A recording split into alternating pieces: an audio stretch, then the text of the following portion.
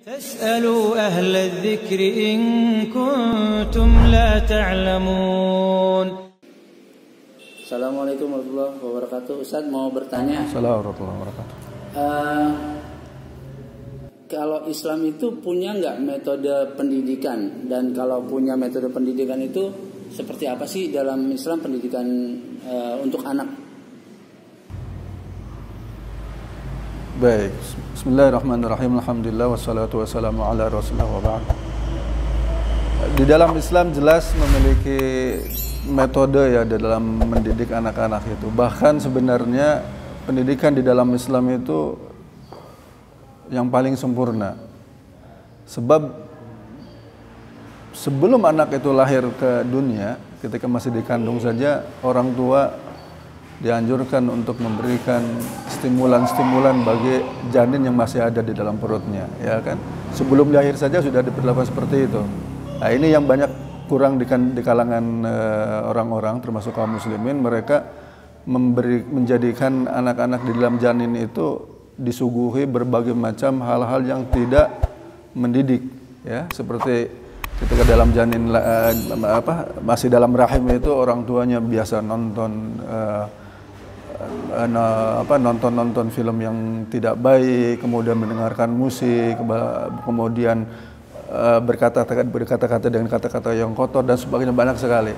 Nah, di dalam Islam itu sudah seharusnya ketika masih dalam kandungan saja sudah diberikan stimulan-stimulan yang merupakan kebaikan. Nanti akan berpengaruh baik terhadap pendidikan anak selanjutnya. Demikian pula ketika lahir. Lalu bagaimana metodenya? Tentunya yang pertama sekali metode yang diajarkan yang ada dalam Islam ini adalah keteladanan. Anak itu adalah peniru ulung, ya. Tidak mungkin kan anak-anak ketika masih kecil dibawa ke ruangan yang resmi gitu kan, sekolah segala macam. Itu kesulitan sekali, karena apalagi anak ini kan masih tiduran, ya kan, masih menete, belum bisa duduk dan sebagainya. Jadi lalu apa? Diberikan pengajaran-pengajaran secara tidak langsung oleh orang tuanya melalui aktivitas harian yang dilakukan oleh orang tuanya. Itu yang pertama kali. Yaitu apa? Senantiasa dibacakan hal-hal yang baik seperti dibacakan Al-Quran. Kemudian ketika berkata-kata yang jujur, yang penuh amanah dan sebagainya. Kemudian setelah itu keteladanan. Keteladanan sangat penting sekali.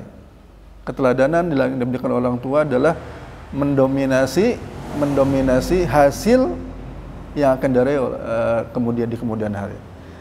Jadi bagaimana orang tua ini memberikan teladan yang baik kepada anaknya ketika berbicara, ketika duduk, ketika makan, beribadah, ya. Kemudian ketika aktivitas harian bersama tetangga dan sebagainya, itu sangat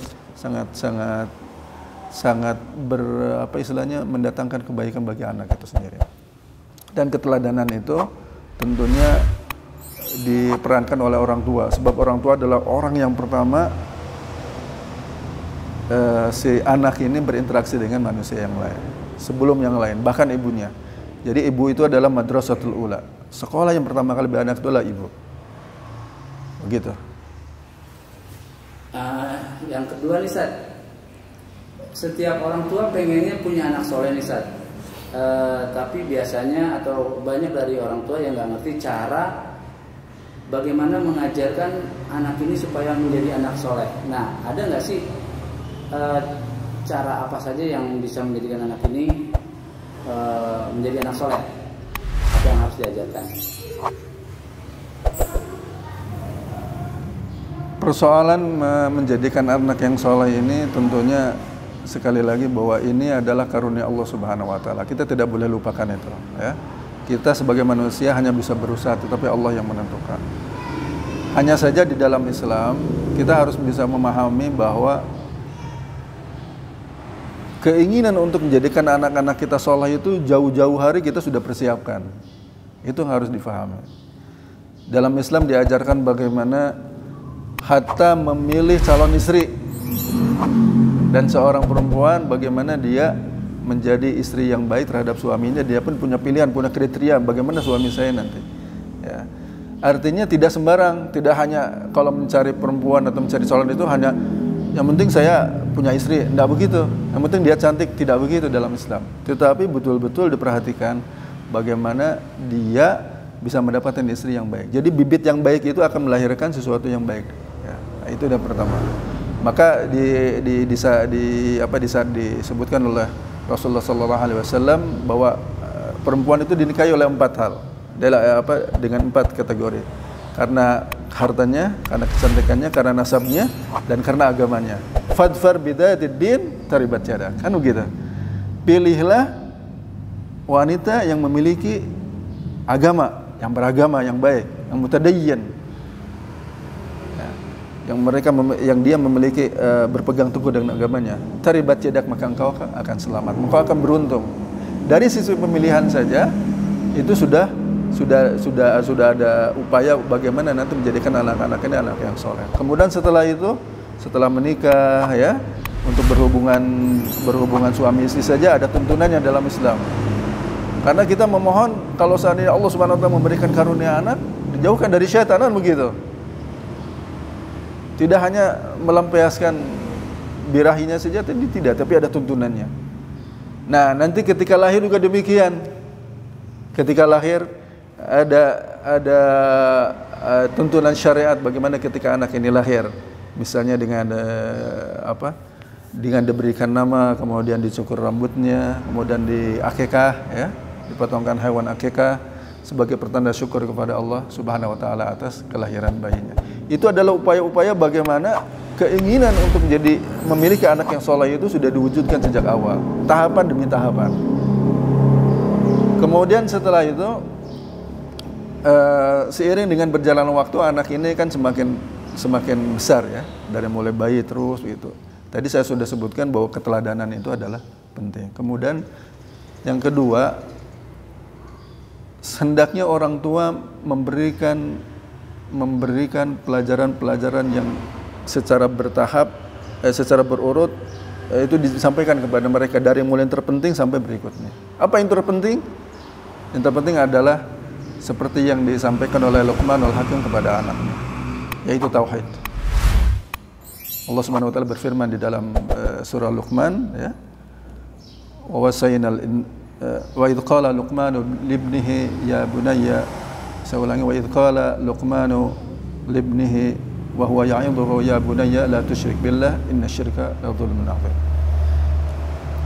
Dan ingatlah ketika Luqman berkata kepada anaknya, sedang dia waktu itu memberikan ujangan kepada anaknya, la tusyrik billah, jangan engkau syarikatkan Allah. Jangan engkau syarikatkan Allah, jangan engkau sekutukan Allah. Karena sesungguhnya syirik itu adalah kezaliman yang besar. Ini adalah pelajaran yang paling pertama kali difahamkan kepada anak. Jadi pelajaran tauhid. Kita mengajarkan kepada anak kita itu agar anak memiliki tauhid, memiliki keyakinan bahwa Allah Subhanahu wa taala yang Maha menciptakan alam semesta ini dan menciptakan dia. Dan bahwa Allah Subhanahu wa taala yang akan menghidupkan kembali manusia setelah matinya. Dan bahwa Allah Subhanahu wa taala yang mengontrol semua aktivitas manusia ketika di dunia ini. Maka dalam ayat-ayat berikutnya dalam surah Luqman tadi, Allah Subhanahu wa taala juga menyebutkan bagaimana Luqman memberikan nasihat kepada anaknya agar anaknya berhati-hati terhadap amalan yang dia kerjakan. Sekecil apapun Allah Subhanahu wa taala akan mendatangkan nanti pada hari kiamat. Apalagi besar, ya. Apalagi besar. Yaitu di dalam surah Luqman ayat 16 Allah taala berfirman, "Ya bunayya innaha in taku mithqala habatin min khardalin fatakun fi sakhratin aw fis samawati aw fil ardi ya'ti biha Allah innallaha latifun khabir." Ayat ini mengajarkan kepada kita bagaimana Luqman memberikan pengajaran kepada anaknya agar berhati-hati terhadap semua apa yang dia kerjakan, semua yang dia ucapkan, semua yang apa yang dilakukan, karena itu akan Allah datangkan, Allah akan hadirkan nanti pada hari kiamat untuk dimintai pertanggungjawabannya. Nah, itu anak ini diajarkan seperti itu sehingga anak memiliki rem untuk ketika dia akan melakukan sesuatu yang buruk. Pengajaran dari orang tua kepada anaknya harus disertakan dengan dikaitkan dengan tauhid, bahwa Allah Subhanahu wa taala akan meminta pertanggungjawaban dari apa yang kamu lakukan, dari apa yang aku katakan, sedikit ataupun banyak. Nah, begitu. Ini yang seringkali para orang tua ini tidak memperhatikan atau lalai dalam hal ini, ya.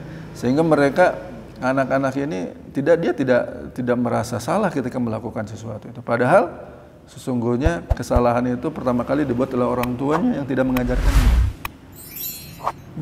Orang tua harus memberikan pengajaran kepada anaknya, ya nak, ini tidak boleh dilakukan. Jadi kalimat tidak boleh itu harus tepat. Jangan, tidak boleh lari, tidak boleh duduk, tidak boleh manjat. Bukan hanya itu, justru persoalan agama itu harus benar-benar ditanamkan kepada anak dalam kaitannya dengan boleh dan tidak boleh. Supaya apa? Supaya mereka betul-betul terkontrol amalnya itu ada dalam ketaatan kepada Allah dan tidak bermaksiat. Ketika seorang anak memiliki kecenderungan untuk berbuat salah, ya, maka segera diluruskan oleh orang tua. Dikatakan ini tidak boleh. Kalau menurut agama ini tidak boleh. Ketika orang tua tidak mengingatkan, maka kesalahan yang dilakukan oleh anak itu akan berlanjut kepada kesalahan berikutnya. Dan ketika kesalahan terus berulang dan semakin menambah, semakin besar, ya, semakin fatal, orang tua yang lalai dia akan diminta pertanggungjawabannya dari Allah Subhanahu wa taala. Jadi oleh sebab itu penting sekali menanamkan kepada anak itu tauhid, kemudian prinsip-prinsip tauhid, prinsip-prinsip keyakinan mana yang boleh menurut syariat dan mana yang tidak boleh. Tentunya yang disampaikan kepada anak ini sesuai dengan kemampuan si anak itu sendiri dari sisi berpikir, ya. Tidak mungkin kita memberikan pengajaran kepada anak dengan keras ketika anak itu masih kecil, ya. Tetapi bertahap terus demikian. Wallahu a'lam. As'alu ahla dzikri in kuntum la ta'lamun.